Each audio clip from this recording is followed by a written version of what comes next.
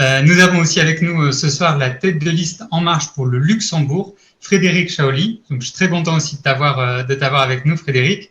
Et évidemment, les candidats de la liste. Donc, les candidats de la liste, on a Isabelle Wandelst, Isabelle Verbeke et Julien Kounowski. Vous les connaissez, ce sont ceux qui ont fondé et modéré le groupe Facebook des non-résidents contribuables en France. Et également Élise Sabourin, qui va m'aider à poser les questions. Et je vous invite à poser les questions dès maintenant dans le chat, que ce soit sur le Facebook Live ou dans le Zoom, pour qu'on puisse vous les poser. Il y a des moments qui sont prévus pendant la réunion pour faire ça. Donc, on va commencer la réunion sans plus attendre avec d'abord Xavier et Frédéric. Donc, bonjour à tous les deux et bienvenue dans cette réunion. Je vais commencer peut-être par Frédéric, si Xavier me permet de lui faire cette impolitesse. Pour Frédéric, te demander quels sont les problèmes rencontrés au Luxembourg par les transfrontaliers.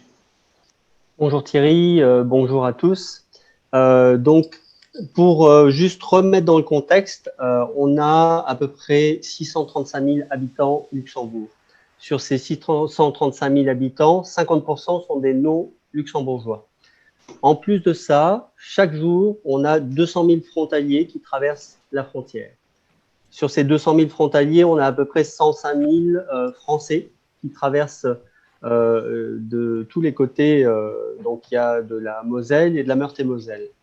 Donc, le premier gros souci que l'on rencontre est un souci lié à la problématique du transport.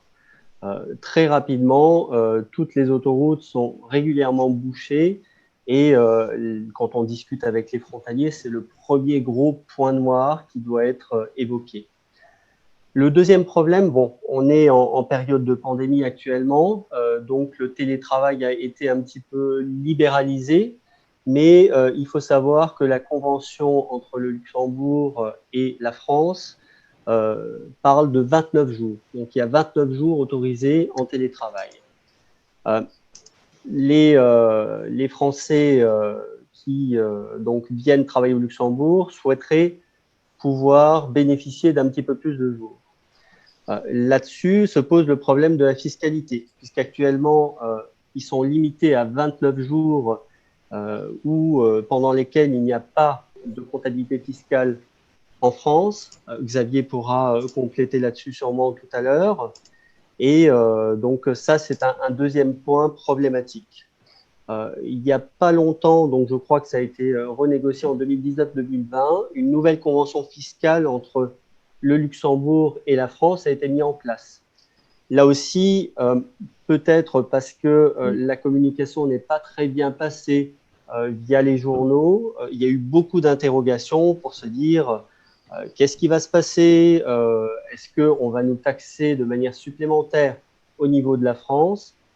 C'est juste une régularisation de l'ancienne convention et donc je pense que Xavier pourra donner plus d'explications là-dessus. Un dernier point qui pose problème, et là c'est plus vis-à-vis des entreprises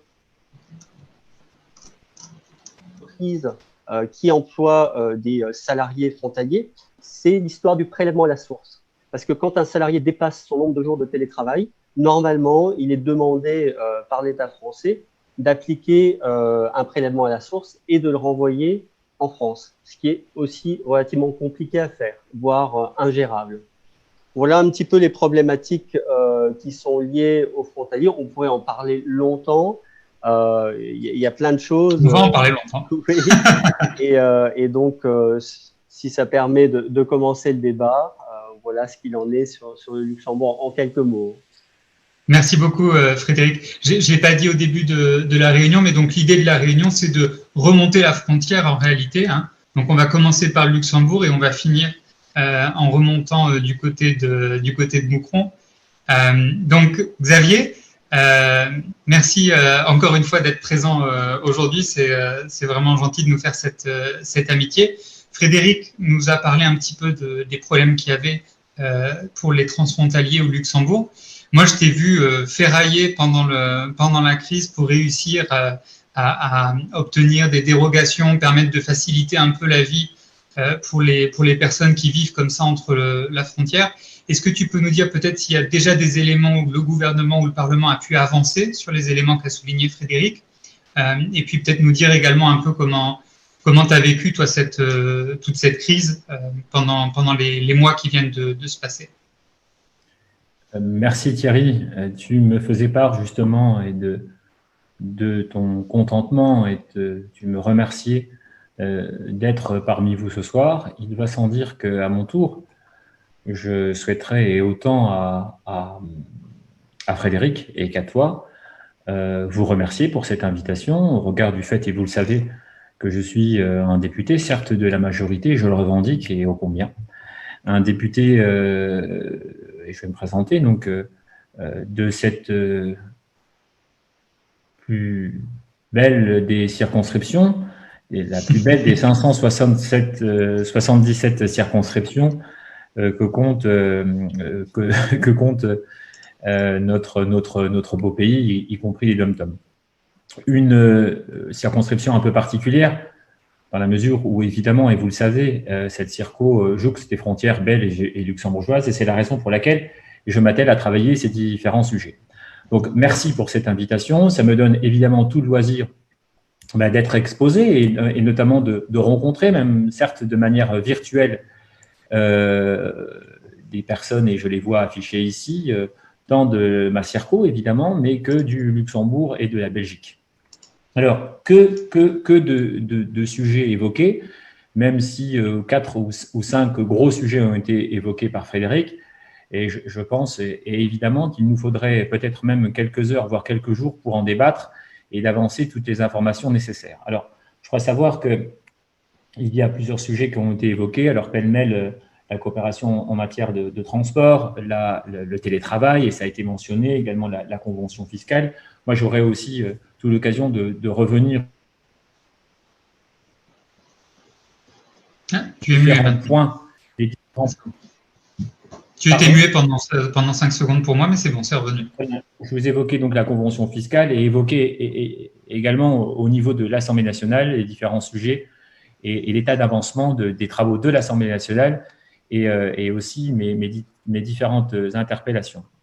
Dans un premier temps, je voulais évoquer le renforcement de la coopération en matière de transport. Et vous le savez, et notamment en mars 2018, la France et le Luxembourg signé cette convention fiscale et durant laquelle, alors que je me présentais au président de la République en 2017 en lui soulignant que le couple grand-ducal n'avait pas été reçu depuis plus de 40 ans en visite d'État à Paris, je proposais donc au président de la République, alors que je le rencontrais, de créer cette rencontre et qui a permis, certes, de signer cette convention bilatérale, mais également d'évoquer les renforcements et en tout cas la coopération en matière de transport. Et vous le savez, ça a été signé ce 18 ou 19 mars, je ne sais plus très bien, et à Paris, concernant le cofinancement à part égale et dans la limite de 120 millions d'euros.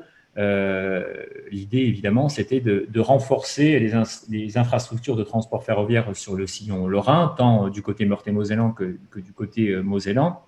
Alors, vous savez, on pourrait là émettre encore un débat qui pourrait durer des heures. Et je pense que c'est un préalable tout de même. J'ai toujours été partisan, et même avant que je ne sois parlementaire, de travailler avec le Luxembourg dans un esprit de co-construction, de cofinancement, de co-développement. Je préfère cofinancement parce que co-développement, ça donne aussi l'impression que le Luxembourg se doit, et en tout cas dans tous les sujets, d'émettre des réserves sur ce qu'il conviendrait du côté français à mettre en avant, alors que le cofinancement se justifie aussi par le fait que le Luxembourg ait un droit de regard. Moi, je ne suis évidemment pas offensé par cette approche, dans la mesure où le Luxembourg est prêt à financer, et notamment dans l'exemple cité, les infrastructures routières et financières. Je trouve qu'il est tout à fait normal qu'elle puisse, dans la mesure d'un financement, avoir un droit de regard. Un partisan donc du co-développement, du cofinancement, à contrario de ce que l'on peut lire et dans la presse ou entendre par des élus et en place depuis 20 ou 30 ans. Alors, loin de moi l'idée aujourd'hui d'évoquer de l'idéologie, ou de parler dogme, si je puis dire, mais je peux relever, moi, sur mon territoire, que d'aucuns, j'allais dire presque d'anciens élus, revendiquent ces rétrocessions fiscales. En gros, le fait de pouvoir réclamer une participation en fonction du nombre de frontaliers français et d'abonder pense que j'ai un petit souci avec mon Zoom qui coupe par moment et dès que je le vois, donc j'arrête de parler, donc je vous le disais, et qui viennent abonder les budgets communaux. L'idée, évidemment, étant de laisser la main aux communes de gérer ce pactole, comme ils l'appellent, ces rétrocessions fiscales que le Luxembourg verserait aux communes françaises. Évidemment, le Luxembourg est un pays souverain, une décision a été prise et souvent des annonces sont répétées. J'ai encore eu l'occasion de rencontrer Corinne Cahen dernièrement, qui souligne le fait qu'il n'est pas du tout question pour le Luxembourg de verser des rétrocessions fiscales, mais d'aller dans le sens de ce qui est préconisé, c'est-à-dire du co-développement, du cofinancement. Il y a des exemples, je vous les ai cités, notamment sur la coopération en matière de transport, c'est 120 millions. Donc, ça concerne quoi? Et notamment pour améliorer l'accessibilité des frontaliers français au Luxembourg, et principalement au Luxembourg. Vous me permettrez, je pense que c'est un préalable nécessaire quant au fait d'évoquer, évidemment, les disparités ou les problématiques que l'on peut rencontrer, moi, sur ma circo. Il est vrai qu'elles sont beaucoup plus nombreuses avec le Luxembourg qu'avec la Belgique, au regard du fait que beaucoup plus de frontaliers français se rendent au Luxembourg plutôt qu'en Belgique. Alors, non pas, et je ne souhaite évidemment contrarier les Belges qui nous écoutent ce soir, non pas que la Belgique n'est pas un pays intéressant, parce que pour autant, le pays propose bon nombre de jobs que les Français n'ont pas de notre côté, mais disons qu'on le note bien, je ferme la parenthèse et ce petit clin d'œil humoristique, quant au fait que du côté luxembourgeois, évidemment, la propension de frontaliers français se rendant au Luxembourg est bien plus grande qu'en Belgique. Donc, ces infrastructures de transport, et notamment ferroviaires, donc il y a le ferroviaire et il y a également les infrastructures routières. Ça concerne, par exemple, la réalisation de 2 parcs relais, et notamment à la gare de Thionville, 700 places ont été créées, et également sur Longwy, juste à côté de la gare de Longwy-Bas, et 600 places. Ça concerne aussi sur des projets structurant l'augmentation de la capacité de la gare du Luxembourg par 2 nouveaux quais, et notamment le réaménagement des gares de Bettembourg et de Luxembourg. C'est également des nouveaux trains allongés, ce que l'on appelle dans le jargon les UM3, d'une capacité de 1000 places assises par rame. Donc là, l'idée, c'est aussi de cofinancer, autant à chaque fois qu'un euro est mis du côté luxembourgeois, un euro est mis du côté français, ce qui permettra à l'horizon 2028-2030 de multiplier par 2,5 le nombre de passagers donc passant la frontière de France au Luxembourg. Il y a également, et dans ce cadre-là, des infrastructures routières, et notamment, et vous le savez, par l'élargissement de l'autoroute A31. Alors, pour autant que je sois élu et parlementaire depuis 4 années maintenant, je suis la politique locale depuis 20 ou 25 ans, et même si j'ai démarré juste après 20 ans dans une petite commune située pas très très loin de l'A31, ça fait à peu près 30 ans qu'on entend ces sujets sur les infrastructures liées à l'A31, que chacun se bat pour obtenir les financements nécessaires, tantôt le sillon mosellan, toujours en guerre face Metz, Nancy, et c'est toute la difficulté de se structurer du côté français. Pourquoi? Et j'évoque un peu la situation politique, parce qu'elle nous amène justement à trouver plus ou moins facilement des solutions aux problèmes. C'est que pour autant que le Luxembourg soit un pays évidemment souverain, que le ministre souvent des Transports va prendre une position pour la France, nous avons, nous, du côté français, vous le savez, une organisation bien différente. Certes, nous avons l'État, mais nous avons la région qui intervient, le département, les communautés de communes, quand les maires n'agissent pas. Et au final, on se rend bien compte que, alors que nous avons bon nombre d'intervenants, parfois des musiques sont complètement différentes, et quand vous avez qu'un seul interlocuteur luxembourgeois en face, il est vrai qu'il est difficile. Il nous renvoie souvent à nos propres contradictions, à nos problèmes, en nous disant « mettez-vous déjà d'accord du côté français et ensuite vous viendrez nous trouver avec des projets et on amènera ensuite les financements qu'il faut ».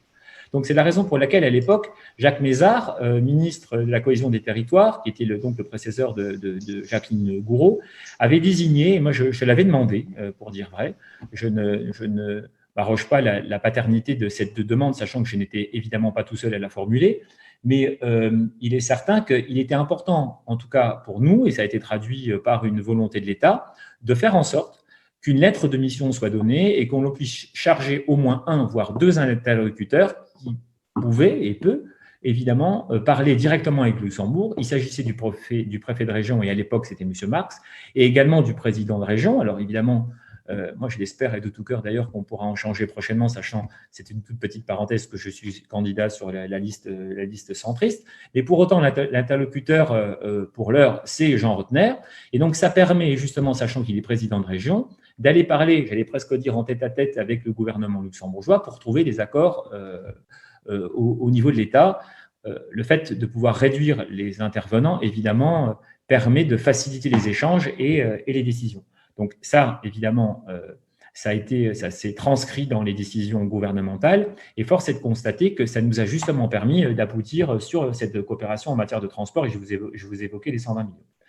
Il y a également, et je vous le disais, concernant la 31 et les infrastructures routières, des difficultés qui sont différentes au regard du fait, et je vous le savez, il y a aussi, et il est bien de poser comment dirais-je, non pas le climat, mais de poser le contexte politique.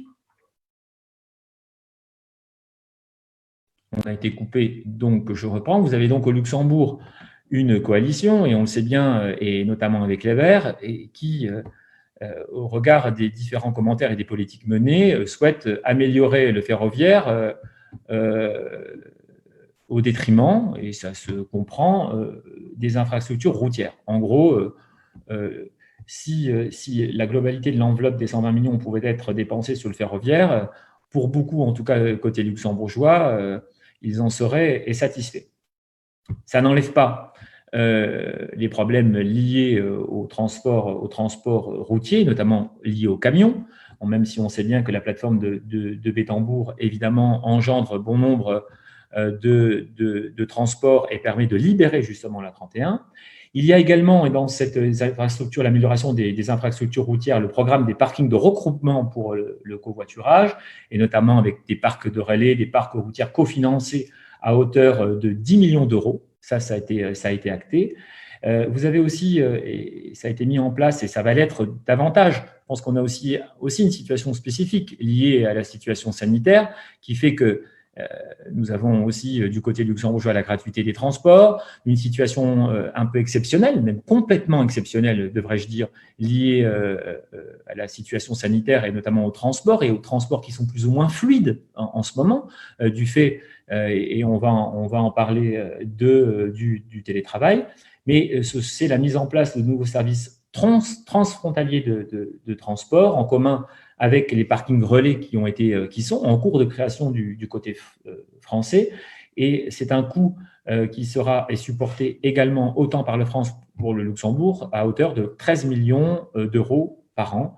Et vous avez aussi un autre sujet qui concerne la pratique du covoiturage sur l'axe Metz-Luxembourg et notamment sur l'axe Thionville-Dudelange. Voilà en gros ce pourquoi cette coopération en matière de transport s'est réunie.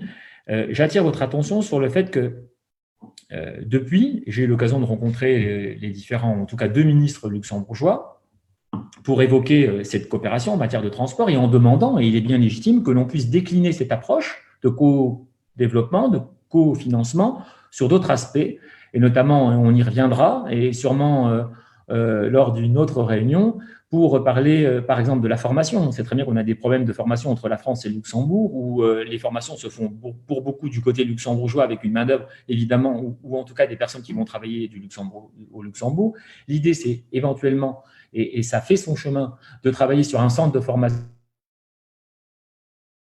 et notamment sur le territoire de Belleval, avec une construction qui pourrait d'ailleurs se faire à cheval sur les 2 pays, ce qui serait une première, en tout cas une première en Europe sur ce genre de centre de formation.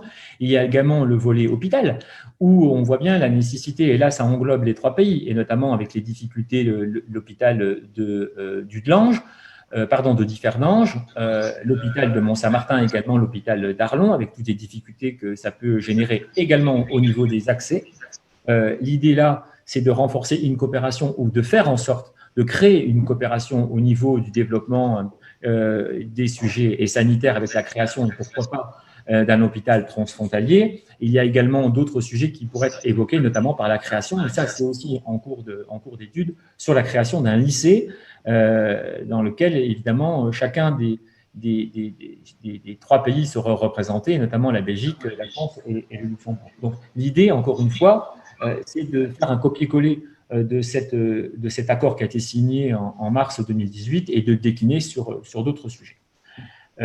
Frédéric évoquait tout à l'heure également l'actualisation de la convention fiscale. Vous le savez, je fus rapporteur de cette convention fiscale, une convention qui n'avait pas été révisée depuis 60 ans et qui maintenant intègre, et c'était bien normal, intègre les nouveaux standards internationaux et notamment liés à l'OCDE, parce que nous n'étions pas du tout en conformité. Alors, il y a plusieurs articles qui composent cette révision de cette convention fiscale bilatérale, donc entre la France et le Luxembourg, et notamment sur le télétravail. Donc, je vais pouvoir le décliner autant au niveau des sujets qui ont été repris largement par la presse, et notamment au niveau de la double imposition. Et ça, évidemment, ça me contrarie au plus haut point, sachant que, évidemment, les médias ne nous ont guère aidés, quand je dis nous, et probablement les députés de la majorité, en évoquant des titres qui ne correspondent pas, des gros titres qui ne correspondent pas à la réalité. En fait, il s'agit d'une double déclaration plutôt qu'une double imposition. Mais c'est vrai que l'information en titre attire beaucoup plus l'œil et quand d'aucuns préfèrent titrer plutôt que donner une véritable information. Je pense qu'on en est aujourd'hui, et c'est un petit pic adressé aux médias. Évidemment, quand on tronque par un titre une information, ce sont des retours très très larges formulés auprès de mon cabinet, par exemple, ou également au sein des cabinets de mes collègues. Mais je vais m'en expliquer. Le premier point, même s'il y avait 21 points dans cette convention, l'un des points principaux, il s'agissait donc du télétravail. Même si aucun accord n'avait été signé entre la France et le Luxembourg, ont été actés 29 jours de télétravail entre la France et le Luxembourg. Je vais pas revenir dessus. Donc, en gros, 29 jours durant lesquels tout frontalier français ne va pas régler d'impôts sur le revenu côté français. Bon, c'est très très bien. L'idée et la question a été posée, et notamment par mes soins au banc, c'est le ministre Griset qui y a répondu, et qui a donné comme information le fait qu'effectivement, je l'évoquais hier alors que je discutais avec Frédéric, c'est toute la difficulté de ces sujets. Il y a encore 2 ans, je m'attelais à travailler et faire en sorte que cette convention bilatérale puisse compter 29 jours. J'ai toujours pour habitude, moi je suis un optimiste né, et j'ai toujours bien pensé que d'une situation négative, il fallait en retirer évidemment quelque chose de positif. Et s'il y a bien quelque chose qu'on peut retirer, et même avec largesse, de cette situation sanitaire, c'est que si le télétravail était pour certains compliqué à mettre en œuvre, autant au niveau des entreprises, force est de constater maintenant, après une année passée comme on a pu la vivre, que les difficultés ne sont pas si énormes, mais ça me permettait justement de prendre ce sujet et de pouvoir le faire remonter, parce que pour autant qu'après cette signature de cette convention en mars 2018, on pouvait me dire on reverra la copie de cette convention d'ici en déant les 5 ou 10 ans, et notamment concernant le télétravail, force est de constater que la situation sanitaire a remis évidemment le sujet à l'ordre du jour et amené bon nombre d'éléments qui viennent abonder le fait que 29 jours, ça n'est pas assez et qu'il faudrait se coller, même si la Belgique, je crois savoir, en compte 24, qu'il y a des accords qui sont en pleine négociation pour passer à 48 et que l'idée, évidemment, c'est de faire en sorte, et notamment sur le télétravail et en France, que l'on puisse compter 50 jours.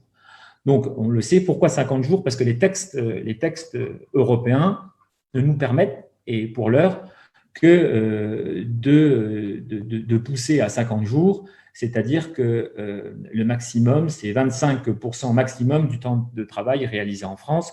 Donc, si on en compte les jours, on enlève les week-ends, les congés et les jours fériés, on arrive environ à 50 jours. C'est la raison pour laquelle, d'ailleurs, la Belgique propose 48 jours, ce qui permettrait 1 voire 2 journées par semaine pour ces sujets.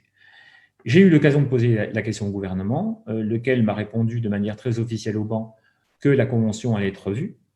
Je ne vous cacherai pas qu'en ma qualité de parlementaire, j'ai bien compris que pour l'heure, ce mandat, moi j'ai l'impression d'avoir été élu hier. Et pourtant, ça... Et au vu des sujets qui sont sur la table, renégocier la convention d'ici la fin de ce mandat, moi je n'y crois pas. Et je pense qu'il ne faut pas s'interdire de dire des vérités, il ne faut pas s'interdire de dire aux frontaliers que cette situation qui permettrait de revoir cette convention de 29, et notamment sur le télétravail, et la booster à 48 ou 50 jours après avoir eu un accord sur 29, encore une fois, en déant ces 12 prochains mois, ça serait, et je vais prendre une expression un peu triviale, ça serait véritablement raconter du pipeau. Donc, l'idée, c'est de dire les choses… Tu voulais être plus trivial, non? Oui, j'aurais pu. J'aurais pu. Mais je ne voulais être vulgaire. Donc, évidemment, le message qui a été porté, d'ailleurs, par Bruno Le Maire, c'est de sortir de ce plafond de verre.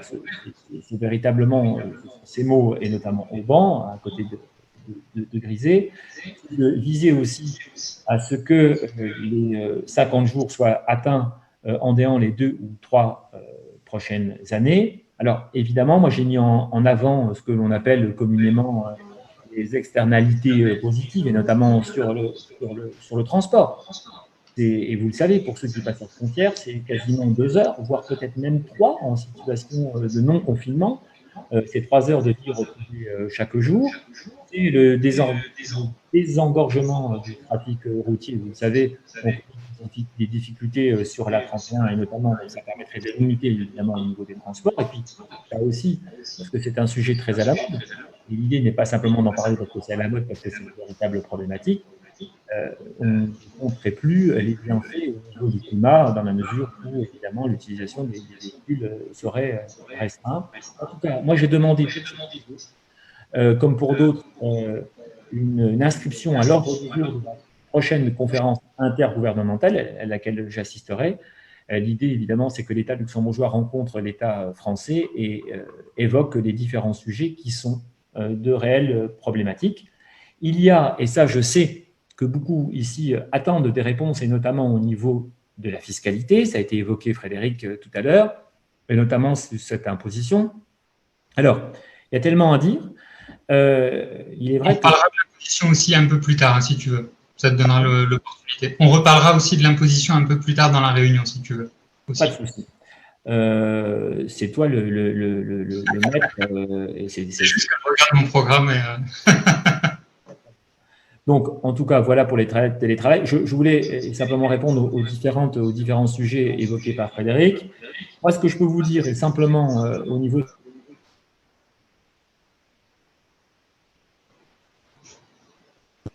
Est-ce que vous m'entendez? Oui. Oui, ça a repris? Très bien. Je peux simplement vous signifier et vous informer, en tout cas, des différents travaux au niveau de l'Assemblée nationale. Vous dire qu'un accord cadre avait été signé concernant la coopération sanitaire transfrontalière depuis 2020, et notamment sous la reconduction du télétravail. Là, elle est portée jusqu'au 30 juin. Alors, c'est assez technique, mais ça permet de donner aussi un petit peu d'informations, bien que l'article 52 de notre Constitution dispose que le président négocie. Il est vrai que sur tous ces sujets, moi, j'invite à chaque fois les compagnies à retenir cette information. On me dit, c'est bien dommage que vous n'ayez amendé, en votre qualité de parlementaire, cette convention bilatérale. J'évoquais l'article 52 de notre Constitution. En réalité, c'est acté par le Parlement, mais les négociations sur des conventions bilatérales sont à la main du président de la République, qui évidemment, à travers Bercy et les services du ministère des Finances luxembourgeois, émettent une convention fiscale. Mais il est vrai que le Parlement, dans ce cadre-là, est véritablement une chambre d'enregistrement. On est parfois décrit à tort de la sorte, mais là, dans ce cas-là, c'est vrai que ça se vérifie. Et il m'est donc bien difficile sur ce genre de convention, ce n'est pas qu'il m'est difficile, c'est qu'il ne m'est pas permis, parce que la Constitution ne le permet pas, de pouvoir amender ce genre de convention, parce qu'il va sans dire qu'il y a tellement de sujets, tellement d'améliorations à porter, que si en ma qualité de parlementaire, il m'était donné la possibilité de pouvoir amender, croyez-moi qu'à mon avis, j'aurais une centaine, voire 200 amendements à proposer, et je suis à la limite… Je me garde d'en annoncer plus, tellement il y a d'améliorations à apporter sur les rapports et sur les accords à trouver avec le Luxembourg. Je voulais aussi vous signifier, en ma qualité de parlementaire, que je travaille notamment sur ce que l'on appelle la loi 4D, la différenciation, décentralisation, déconcentration et décomplexification. Je pense que vous le savez aussi, le président de la République souhaitait, et au lendemain, même à la veille de son élection, réformer notre Constitution. Celle-ci nécessite les 3/5 parce que c'est le Congrès qui se réunit et il convient d'obtenir les 3/5 d'une majorité de 3/5, soit du Congrès, en gros les sénateurs et les députés. Force est de constater que la politique, évidemment, et c'est bien normal à ce niveau-là, est primée sur les décisions, et notamment du président, de ne pas faire en sorte que cette réforme de la Constitution n'aboutisse. Je pense que le point premier qui a pu faire achoper cette réforme de la Constitution concernait le sort des parlementaires, même si nous, députés, nous savions vouloir travailler, parce que nous l'avions proposé, notamment dans le programme du président, et que nous avons porté sur nos territoires, une réduction du nombre de parlementaires. Les sénateurs n'y sont pas du tout favorables, et ça a été l'un des points, même si c'est dit qu'à moitié par le président Larcher, c'était un des points qui, évidemment, n'ont pas permis d'aboutir à une réforme de la Constitution, qui a été évidemment mise de côté. La situation des Gilets jaunes, 1 an de retard, et puis la situation sanitaire que vous connaissez. Nous arrivons à 1 an de l'échéance de cette législature et il est quasiment certain que la réforme constitutionnelle n'aura pas lieu. Pour ma part, je travaillais sur l'article 15, qui concernait la différenciation des territoires. Pourquoi on en a mis la charge? Tout simplement parce que député frontalier, considérant, et c'est le discours que je tenais au président de l'Assemblée nationale à l'époque, François de Rugy, considérant qu'un territoire particulier, il convenait d'avoir des dispositions particulières. Chacun sait que la Constitution fait en sorte que sur nos territoires, dans nos différentes collectivités territoriales, il convient que tout le monde soit logé à la même enseigne. Et travailler sur la différenciation des territoires, et notamment à travers l'article 15, c'est aussi donner la possibilité à des territoires particuliers d'avoir des dispositions particulières. Je prends souvent cet exemple de l'hôpital, où on va considérer que l'ONDAM, par exemple, pour prendre un exemple bien précis, va apporter des financements à l'hôpital de Mont-Saint-Martin, comme d'autres.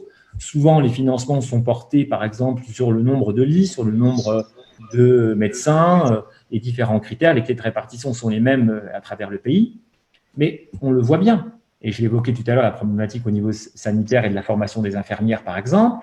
On sait très très bien, et là je prends aussi une expression un peu triviale et qui n'est pas vulgaire non plus, on n'attire pas les mouches. Et pour autant que l'on puisse, que l'on veuille en tout cas garder nos infirmières à l'hôpital de Mont-Saint-Martin, par exemple, il faudrait pouvoir expliquer à l'ONDAM, donc à cet organisme qui calcule le financement et qui contribue au financement des hôpitaux, que la part salariale ne peut pas être la même à Mont-Saint-Martin ou à Thionville qu'en milieu du Limousin ou encore. Et pourquoi? Parce que, encore une fois, la masse salariale permettrait justement de favoriser ou de permettre des salaires plus adéquats. Alors, on sait très bien qu'on ne pourra jamais se coller au Luxembourg. Quand on voit qu'il y a un rapport de 1 à 2,8 d'une infirmière formée, on sait très très bien qu'on ne pourra jamais égaler les salaires luxembourgeois. Mais on pourra au moins créer les conditions. Au regard du fait qu'il y ait de plus en plus de frontaliers aussi, qui comprennent qu'en lien avec les problèmes de transport et le fait de perdre 3 heures par jour, sont prêts aussi à rester du côté français, parce que c'est aussi un confort de vie de pouvoir rester travailler du côté français. Donc ça, c'est un sujet évidemment qui est un véritable sujet à mettre en place. Moi, en guise de boutade et en demi-boutade, je dirais, il nous faudrait, et c'est la majorité qui parle, il nous faudrait pour ça que le président soit réélu l'année prochaine, qu'il obtienne une majorité à laquelle, évidemment, je me plairais de faire partie, et d'avoir 5 ans supplémentaires pour mener cette réforme constitutionnelle et que je puisse travailler sur cet article 15 et pouvoir faire en sorte que notre territoire particulier puisse bénéficier de dispositions particulières, tout ça en lien et en accord avec notre Constitution. Voilà, en gros, ce que j'ai à vous dire. Donc, sur les sujets transfrontaliers aussi, l'idée de cette loi, ça vise à simplifier la vie entre les collectivités frontalière.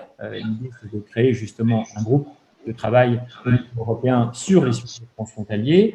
C'est en gros faire sauter les verrous qui bloquent les coopérations entre les collectivités territoriales côté français, sachant qu'on a bon nombre, et le Luxembourg ou la Belgique. C'est simplifier l'action publique dans les régions frontalières.